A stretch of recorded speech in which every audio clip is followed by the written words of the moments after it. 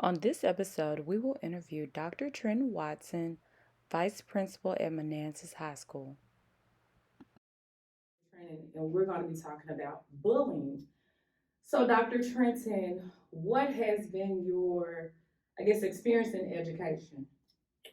In the 20 years that I've been in education, I've seen quite a bit.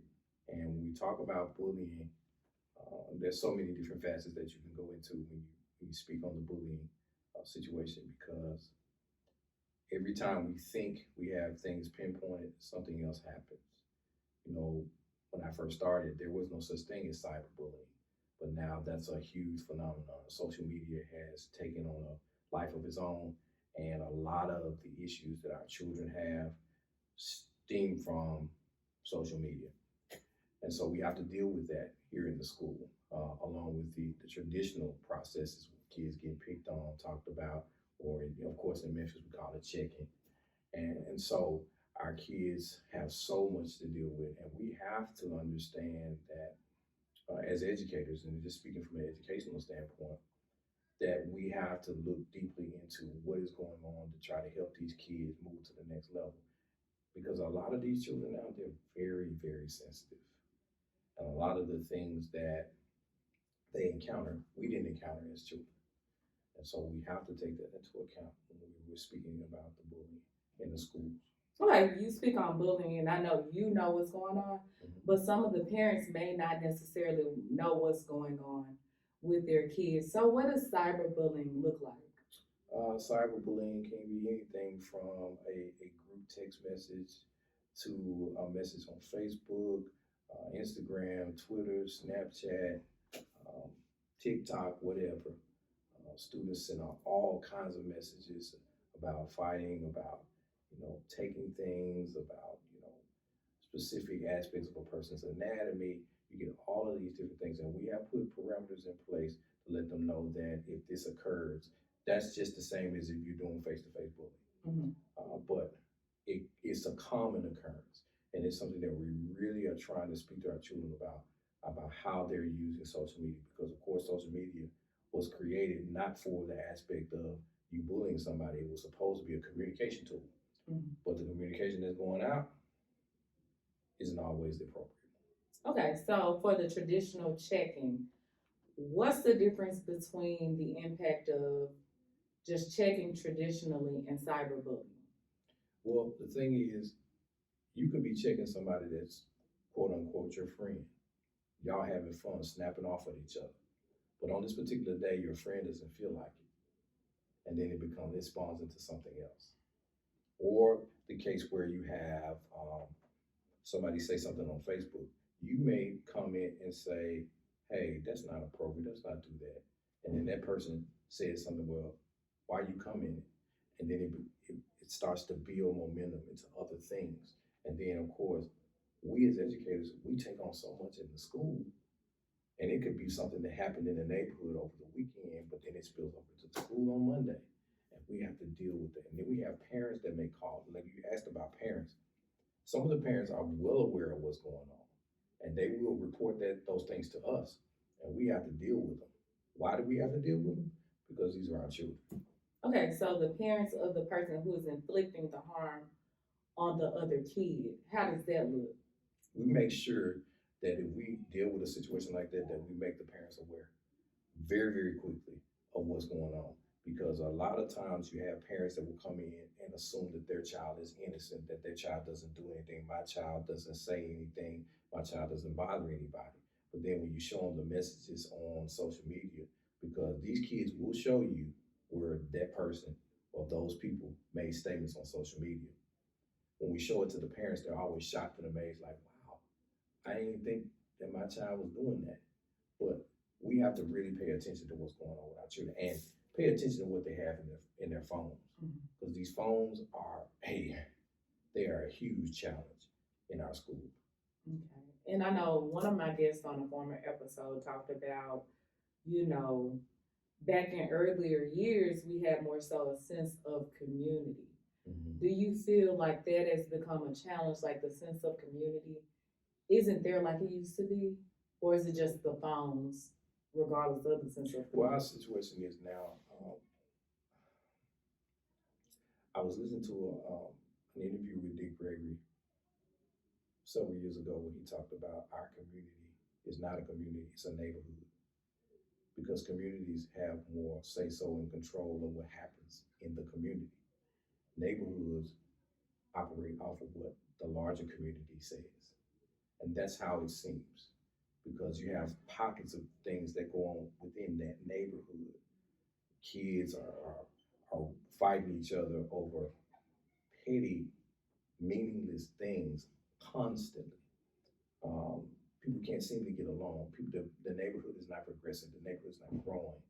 You have blight here. You have abandonment here.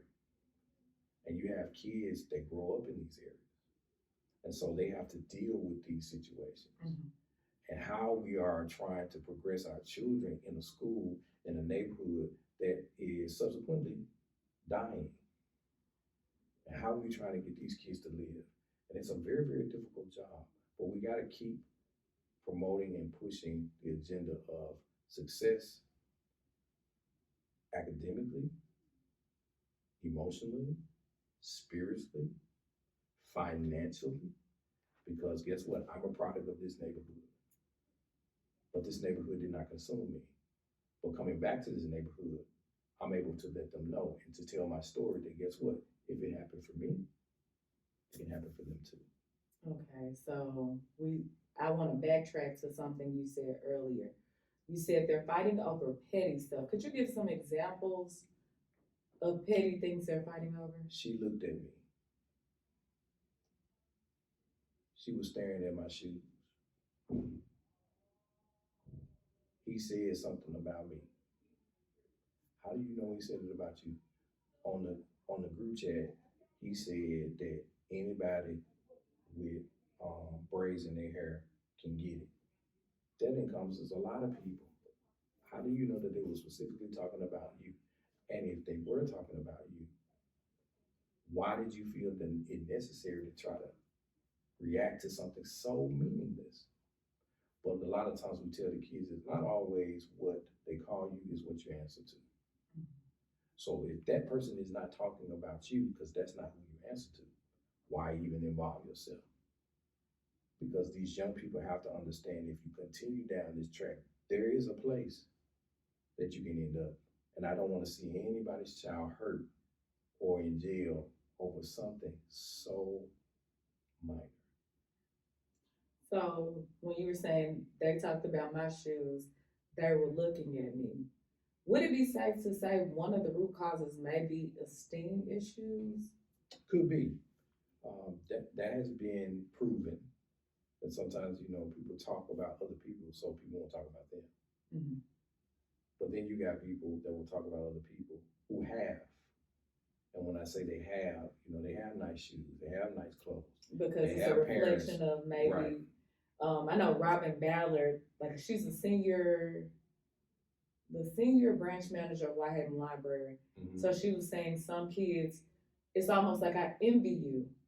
So because I envy you, I'm going to make you feel bad about the things that you have so that you don't, I don't want to say outshine me, but I feel bad about what I don't have. So I'm going to make you feel bad about what you do have. Think about it in this context. There was a time when first day of school, you almost had your clothes hanging up on the closet where you can lay it out perfectly where you can see them because the first day that's what you was gonna wear. And then if you wear those the first day, then you get to school and then somebody snap off on you talking about, man, look at what you got on. That cheap shirt, those cheap pants, those cheap shoes. But you spent all evening ironing, making sure your shoes, your brand new sneakers that you're gonna wear to school were fresh and white, sparkling. Then you get to school and somebody talks about you. But when you look at them, they got on hand-me-downs. And you wonder like, why are you checking me? Goes back to what you said. If you have low self-esteem, you have a tendency to put that out to keep from people putting it on you. You don't want people laughing at you. You You rather try to make them laugh so they won't laugh at you. Mhm. And that's how a lot of people develop the ability to talk about other people. Some of the best comedians in the world were poor, and they learn how to snap and they learn how to check because they want to keep people off of them. That's a truism. That's profound. I never thought about it like that. Hmm. And as a kid who's developing and you're still trying to figure it out, you haven't figured out who you are and you already being torn down. What are some progressive steps we can take as a community to ensure that we're building children up? We have to continue to preach the message that our children can be more. They can be more than what other people say. They can be more than what some of the people in their homes say they're going to be. Because if you continue to throw those darts at those children and they start to internalize those things, thinking that they can't get past a certain point, then the toughest person that they're ever going to face, who's that person in the mirror, will make them believe that, you know what, this is as far as I'm going to go.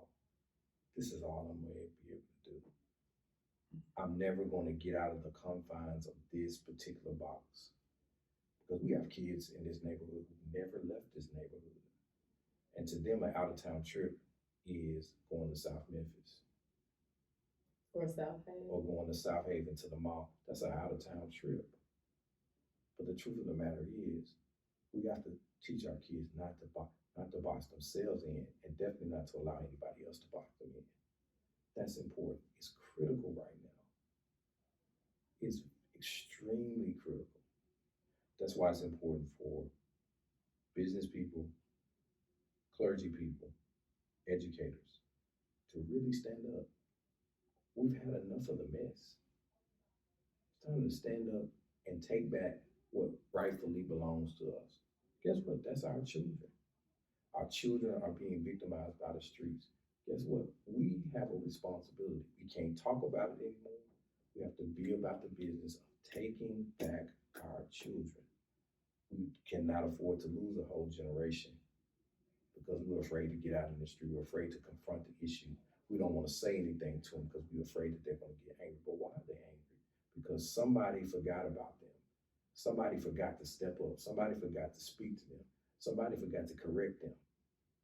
And we can't be afraid to correct those children. To let them know, guess what? This cannot be. It's as simple as that. I don't know if you're familiar with Natasha Clay Hill, but she's a playwright in Memphis, and she has a play called When No One Is Listening. Do you feel that these children feel like they're not being heard? In many cases, that's the case. The children will say many times in conferences, y'all don't want to listen to me anyway. We have a student who came into the building on her first day before she even signed papers to be registered, said, what do I have to do to get kicked out of this school? But when you interview her and you sit down and talk to her and you ask her, why are you so angry? What's the problem? And she tells her story. Then she comes all the way down and begins to cry because nobody has ever asked her. Is a child coming from one foster home to another. We have kids in this building with all kinds of backgrounds and different stories to tell, and you got to listen to them because you don't know what their struggle is. A lot of them struggle. And what does active? Because a lot of people, you listening to me, but you're not hearing me. What is the difference between being an active listener and just being there? Because I can be present and still not hearing what you're saying. If I'm active listening, I'm not judging you. And then I'm going to give you some advice on what you should do. If I were you, this is how I would handle it. That's how you handle it. That's how you are actively listening. If I were you, I'd move this way because this is important. That's the bottom line. A lot of people just sit there, they soak up the information, they'll forget about it in 15 minutes. But are you really listening? Because if I'm really listening to you, 2 weeks from now, I can tell you what happened with that situation. Tell me about it. Did you do what I asked you to do? Okay. What happened with that? Because we jumped over hurdles so other young people don't have to jump over those same hurdles. But if you're not concerned about teaching them or inspiring them to do more, What's our purpose? We just here. We're just here collecting the check. And that's not what we're intended to do. If you're a true educators inspire because you have young people that be in the most adverse circumstances who work their butt off because they don't want to fail that educator that inspires them. It's that one teacher that always can get a rise out of this student because they don't want to fail their kid. And the kid doesn't want to fail them. In talking to versus talking at children. So could you give some examples as to what it means to talk to a child and an example of what it means to talk at? You do what I say because I told you to do it. I'm the adult in the room. You respond appropriately because I told you to. That's talking at children. Talking to them is like, we got to do things the right way. We got a process in the room, so we got to follow the process. That's a program. I want to make sure that you're successful. I don't want you to hit the wall. So you got to make sure that you follow the rules because that's important. Now, if you can't follow the rules, then we have to do something else. But I don't want you to get in no trouble. So guess what? Let's follow the rules. That's talking to them. Because guess what? At home, they hear the yelling and the screaming and the cussing and the fussing all the time anyway. So if you do it at school, how do you think they're going to respond? They're going to close up. They're going to clam up. They're going to shut down because they hear this all the time. You got to show them something different. You got to ask them if they have breakfast. You got to ask them if they have all their supplies. You got to ask them if they are where they need to be. You got to ride home from school. What happened last night? Did you eat dinner? You got to know their story. So some children that go home to homes where the parents feel, well, I provide a roof, I buy them clothes, I, pay the bills, that's enough. What do you say to those parents who say, this is enough, like I don't have to do all of it? Do you sit down and you ask your child how the day was? Do you sit down and you ask your child if they're getting everything that they need? Do you sit down and you ask your child, what are your dreams, your goals, your aspirations? Where are you going? Because if you a lot of these parents now are friends with their children. And that's a challenge too. Because when you become friends with your children, you'll have situations where you're on Facebook talking about you're gonna fight somebody and the parent is saying, go for what you know, handle your business. But when you do that, it's like you put your child in a situation that something bad can happen to them instead of speaking life into your children. And that's what parents should be doing. You speak life into your children. And that's what's missing in a lot of cases. Because there's enough death out there in the street. You gotta speak life into our kids. What are you gonna do? Because a lot of our children now are so accustomed to the safety net that parents provide that if they fall, they know their parents are going to catch them. What happens when that safety net is gone? And nobody has spoken life into you. Guess what you become? You become desperate. And desperation leads to all of the mess and madness that we see out in the street. And it's not desperation because you're trying to survive. It's desperation a lot of times because they just want to fit in. So their family structure is all messed up. So the only family they know is the street. Or their internet. Right. That's family.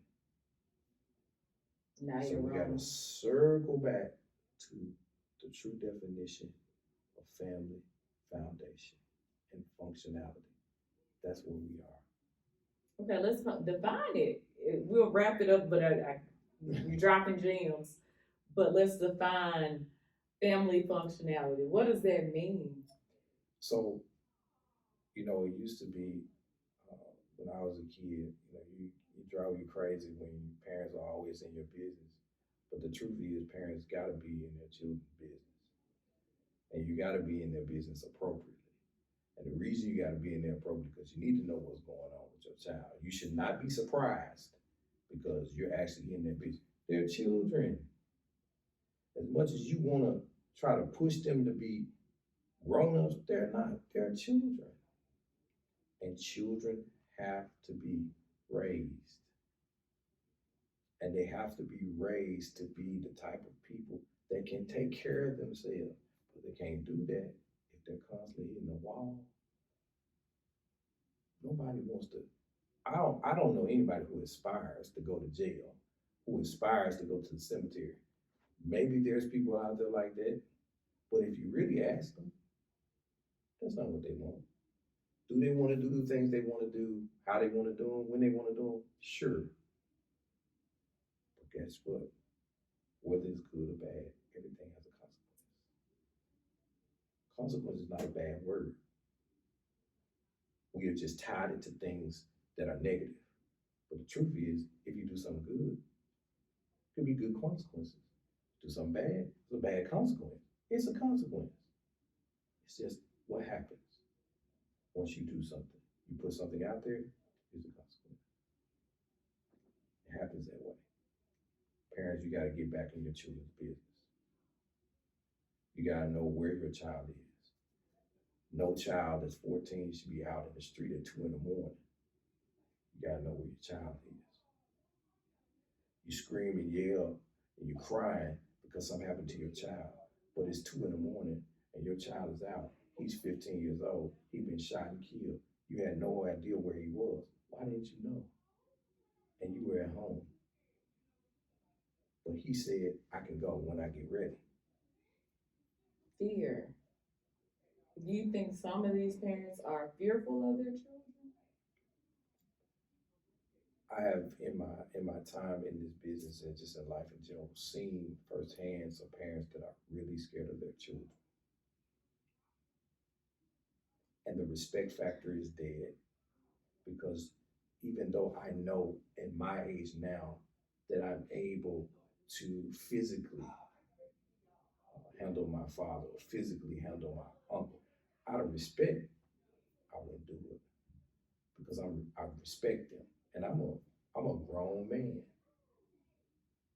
But young people, a lot of them don't respect anyone anymore, and the lack of respect creates a fear factor in these homes because a lot of these homes are single parent homes with a mother, and the mother feels like she can't handle the young man. Now you got some tough mothers who don't care about their son being 3 times their size. That doesn't bother them because they're not afraid of anything. But then you got those mothers who are definitely afraid of their child, and their child pushes them in a corner where they just like, I'm scared to death. But this child is a minor, and they don't want to see their child in the system, so they don't put them out. But they're scared to say something to them, fear that they're gonna do something. But then when they call the police and the police come, if the child gets taken away, that same scared mother is gonna go get the child. She don't want to see her baby locked up. So it's a catch-22. Okay, well, it's getting intense.